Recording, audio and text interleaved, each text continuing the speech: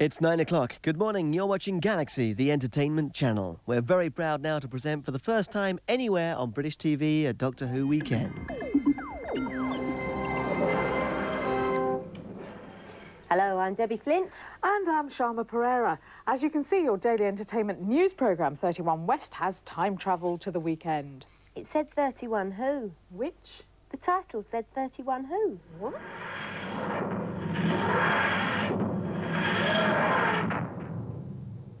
Oh, I went all funny then. Probably something to do with this. Oh, do you reckon there's anyone inside it? A Time Lord, maybe? Maybe Doctor Who, even. Oh, no, not Doctor Who. Not even a Time Lord. Not even a hideous alien monster. I'm John Nathan Turner. I'm the former producer of Doctor Who, and I'm here for BSB's Galaxy Channel Doctor Who Weekend. So we're in safe hands, then? Indeed. Are you looking forward to it? Yes, very much. Are you? I am.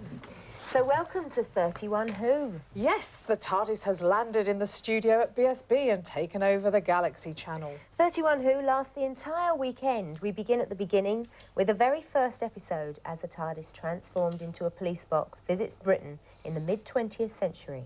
In fact, we're showing 10 complete adventures from Doctor Who, the world's longest-running science fiction series. It's been going for 27 years now.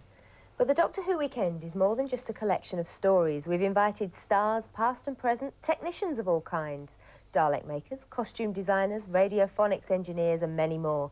Here's a taste of what's to come.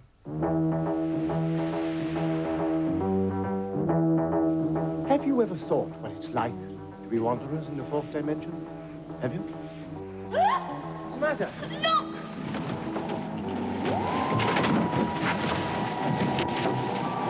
Come on! But we know that there are survivors.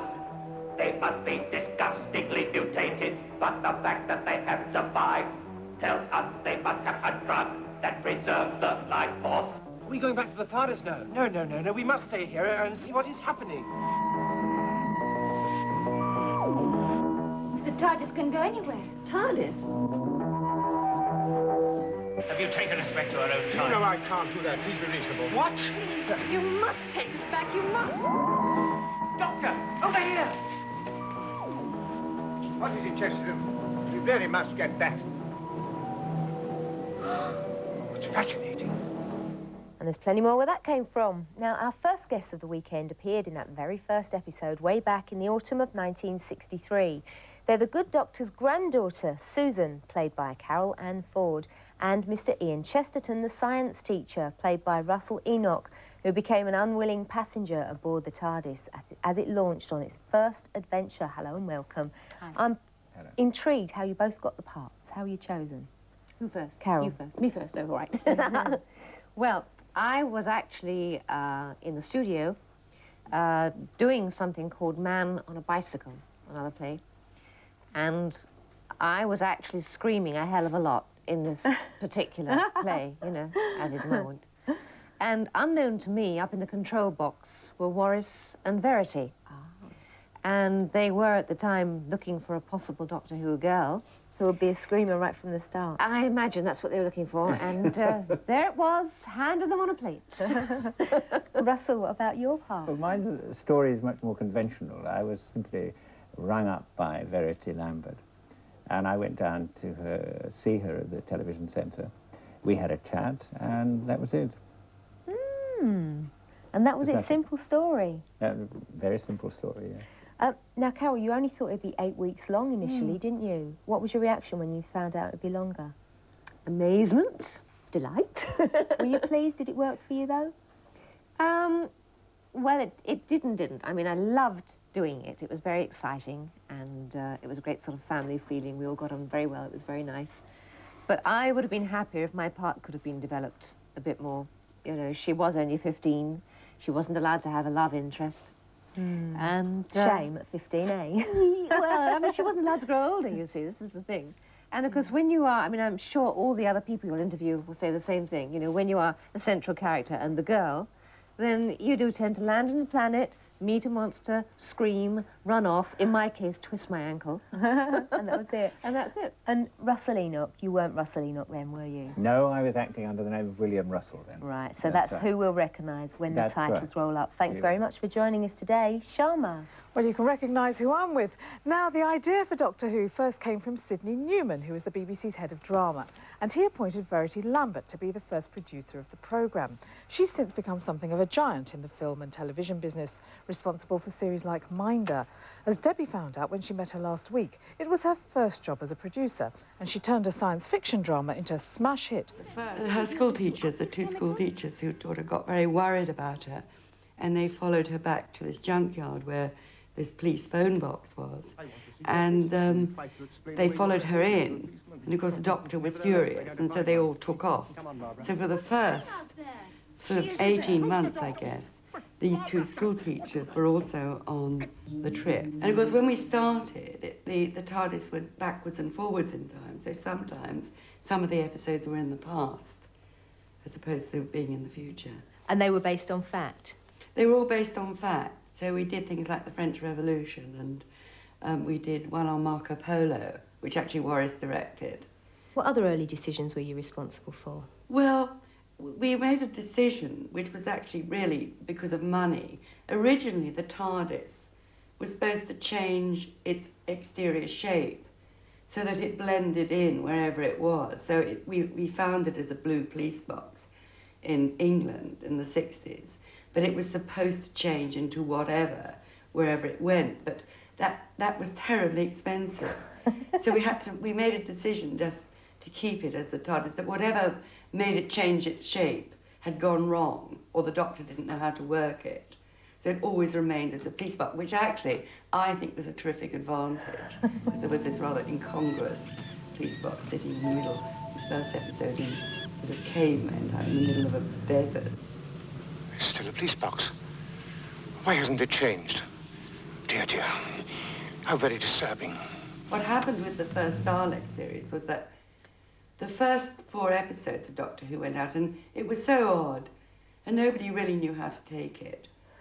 And the BBC, people within the BBC got a bit nervous and said, this can't go on for a year, it's not going to work. We must do only 13. And I think the first Daleks was 7. We loved it, but Donald Wilson, who was head of the serials department, hated it. And he said, well, you can't do this, it's absolutely terrible. We didn't have another serial ready to put in, so we had to go ahead and do it.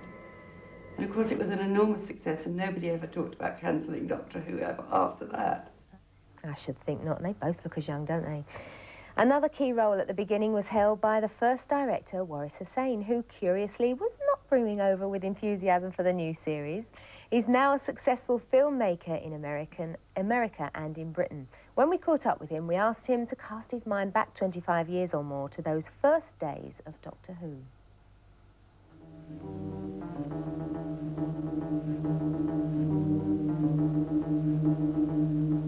Well, the first episode came into being because Sidney Newman, who was the new head of drama at the BBC, wanted to find a new way of doing programs for kids.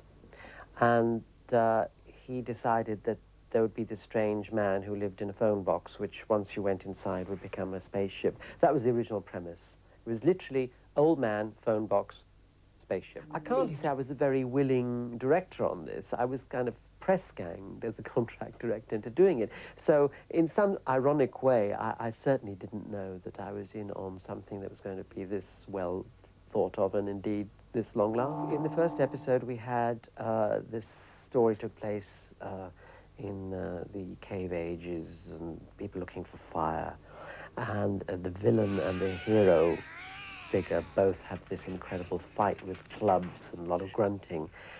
I encouraged the actors to fight fairly violently. We had a fight arranger. Anyway, in the end, this man crushes the villain's head out of camera, and then I actually cut to the results of what had happened, which is fairly gory. And Verity absolutely refused to let me use the shot and reminded me this was for kids. And it was only then I had to sort of get drawn back into the reality of what we were actually making this for. It was for children. So we cut out this sort of very gory, mangled mess that I had shot.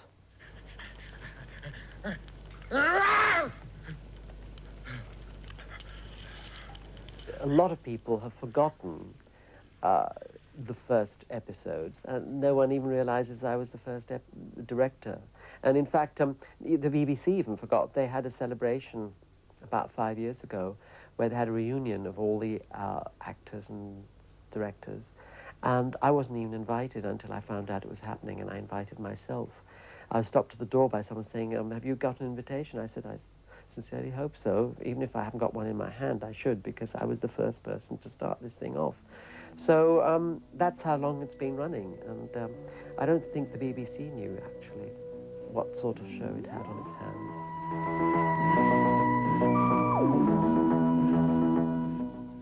Well, we haven't forgotten him, and it's amazing, you know, because by a miracle of time travel and television, he has joined us here. Welcome, Waris Hussein. Are you looking forward to this weekend of Whoism? I am. I'm going to be looking at things that I'd forgotten about. You haven't seen for years and years and years. Well, thank you for joining us. We'll be talking to you again later, and also to Carole Ford and Russell Enoch. So we shall look forward to more tales from Who. Well, after the break, we have the first Doctor Who story ever, entitled An Unearthly Child. This story was first transmitted on television the day after President Kennedy's assassination, almost 27 years ago. Even now, the first episode is a supreme example of vintage science fiction. So stay with us and cast your minds back to 1963 and witness how a legend was born.